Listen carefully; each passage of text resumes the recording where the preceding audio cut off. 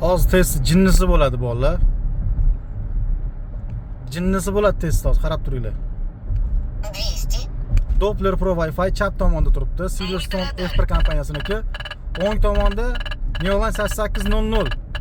Wi-Fi Black multiradar deyapti. Xato. Cardon Pro. Yes, bu Cardon Pro bu bolalar. Cardon Pro bu. Bu multiradar emas. 60. GPS dan Cardon 64, lekin multiradar turib qaranglar. Ko'rasizlarmi? Multiradar deyapti. Ketdi multiradar. Mana. 200. Buni nima deyapti? Cardon Pro. Voy joningdan Cardon Pro.